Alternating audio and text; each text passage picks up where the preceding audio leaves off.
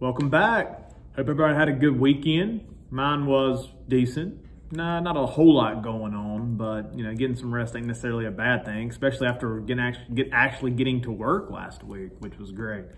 So the purpose of our video today is just to talk a little bit about why we study history and a little bit more about our assignment for today that is due tomorrow. So first off, why do we study history? So there's a couple reasons. There's a couple reasons. I'm giving you 4 reasons why I believe that it's important for us to study history. The first is it helps us understand the world around us. That is essentially what we're doing from the moment we were born to the moment we die, is we're trying to better understand everything around us. Even if it's not a conscious effort, it's still something that's happening on a subconscious level. We're always trying to figure things out. Again, whether we mean to or not, it is simple human nature that we simply can't help it.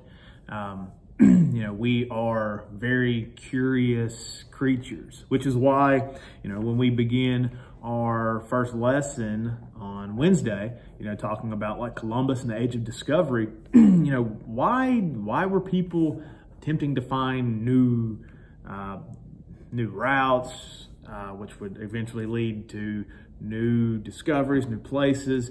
Why did we ever, put a man on the moon? Why have we, done space exploration? Why do we explore? Again, humans are very curious creatures. We're, again, trying to understand the world around us and even what is, outside of our actual Earth.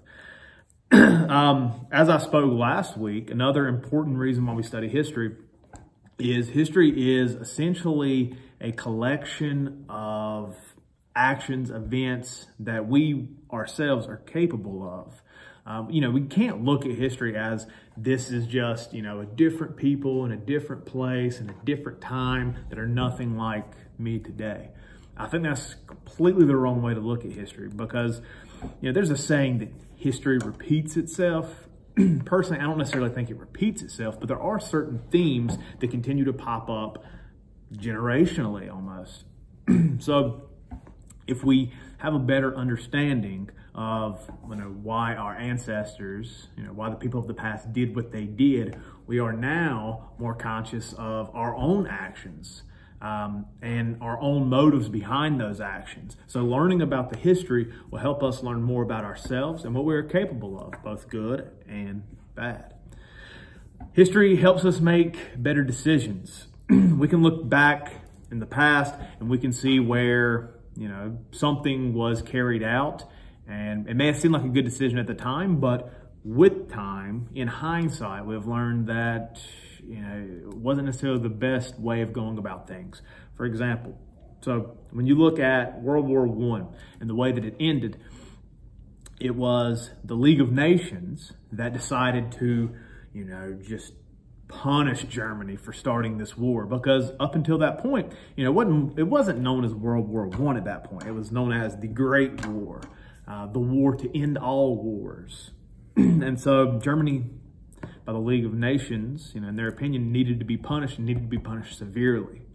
Because Germany was punished so severely and because they, went into an economic depression, they were, cast aside, really as not even being a part of Europe. While they had not necessarily physically changed too much, while they had lost some land, their opinion and their standing in Europe, it was nothing. It was nothing.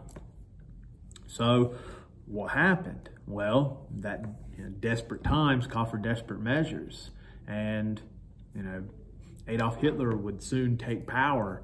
It wasn't, 1933. So 1918 is the year that World War I ended.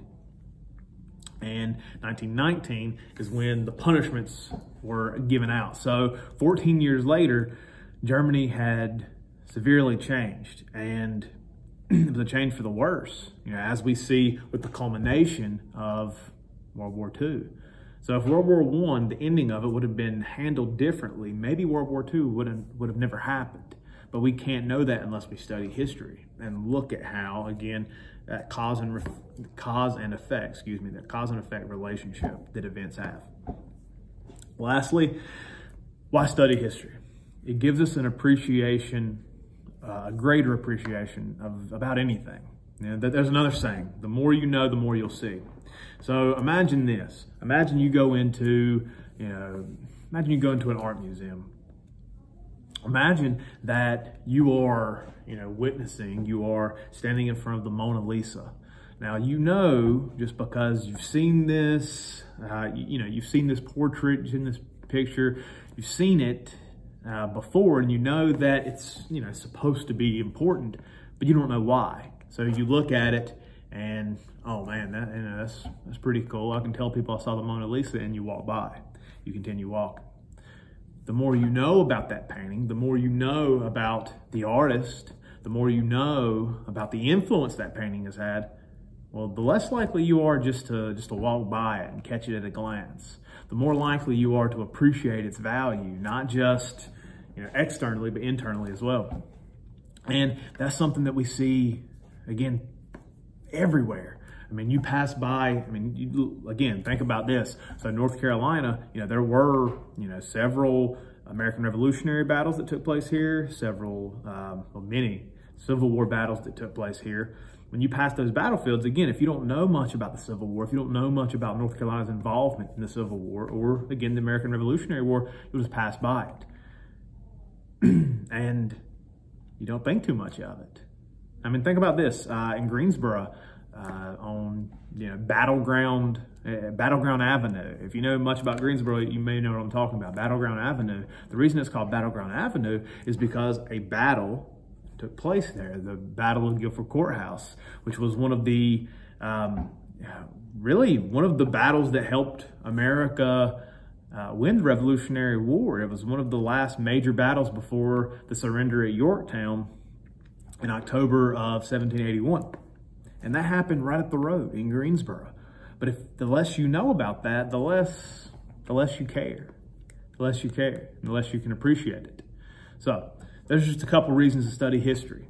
And I believe that we all have so many different things to learn.